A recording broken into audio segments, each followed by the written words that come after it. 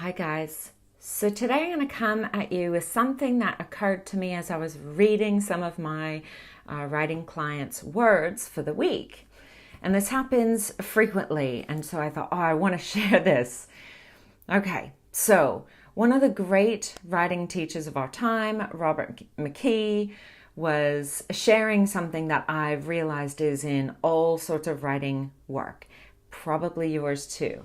And he was sharing an analogy in this particular interview, quite specifically about screenwriting, because that's where he spends most of his working time. However, this is totally relevant to you if you are writing long form as well. So there are three things that go into story. There are, three things within this realm of what I'm talking about today. There is what the writer knows, what the writer shares, and what the reader senses. And that last one is really, really important, and the thing that I want to talk about today. What the reader senses is oftentimes things that are never explicitly on the page. They might be hinted at, but they are more a sort of a sense of history and a full character that is imbued in little snippets of dialogue or other writing technique. So, how is this relevant to you? Well, one of the biggest struggles with writing long form, especially at the beginning of a project, is feeling incredibly attached to our word count and making sure that every word that we're writing is relevant. That attachment is oftentimes what causes us to either procrastinate, like procrasticlean or whatever, fill in the blank, or sabotage ourselves, right? And spend a lot of time mucking about with stuff that we don't need to. How do you know the difference? Well, first of all, if you're feeling a lot of resistance, that's a clue that that's where you want to spend your time. But I want to give you three sort of clues into how to get through this process so that you are making sure that in addition to what you know as a writer and what you share as a writer, what you are getting to as far as giving that reader a sense of something. Because you would have had this experience, right? There's so much more that you know about a story or a character, potentially, than will ever reach the page.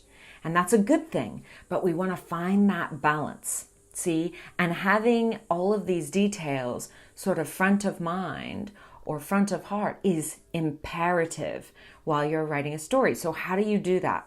Well, number one, you write what you need to, right? You write everything that you need to. And so if you're aiming for an 80,000, we'll even say 60,000 to 80,000 word novel, that means you're going to write way more words than that.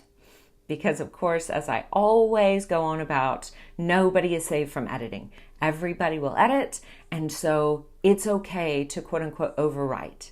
Now, I'm not talking about flowery language. What I'm talking about is staying somewhere, or rather starting somewhere, to get it to drop from here down to here and onto the page.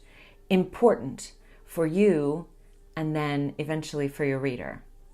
So that was number one. Write what you need to write without judgment.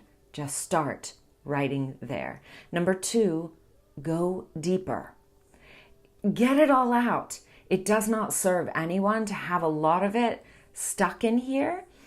Now, again, say you're watching an actor on screen and you might have heard about something with it, like the character, what's my motivation? Well, they want to know that because it is going to change the way that they act, but they're not actually explicitly going to share all of those bits and pieces. They need to get in the right energy to authentically share what they need to share so that their audience can sense things. Does that make sense? So number one, write what you need to. Number two, go deeper. And the third, potentially most important part, but not at the beginning, but I want you to release your attachment to the words themselves. Now, a lot of times I might read 250 words before I get to the good stuff of a writer's work. And that's okay. I love all of it for background. But as a reader, who's kind of a professional reader, I can sense straight away whether that's something I needed to know explicitly or whether that was something that was written because the writer needed to write it. And now we've got to the good part. So releasing attachment to all of those potentially hard-fought words is something that I want you to get used to and know that they are still important words. They're just not the important words for the reader. They're important for you as the writer. The more you are connected to each of the characters that you're going to portray, as well as setting and everything else, the more a reader will sense that connection and they will feel pulled in like nobody's business.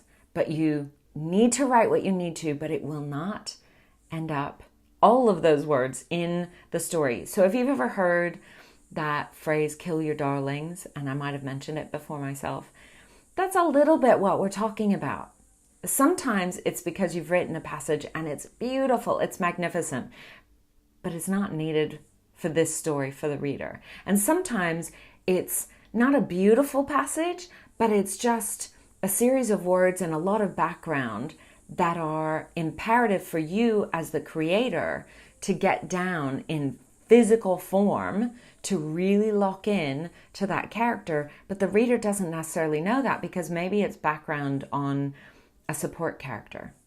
The reader isn't following their journey. Maybe in another book, that would be great, but it's not relevant here.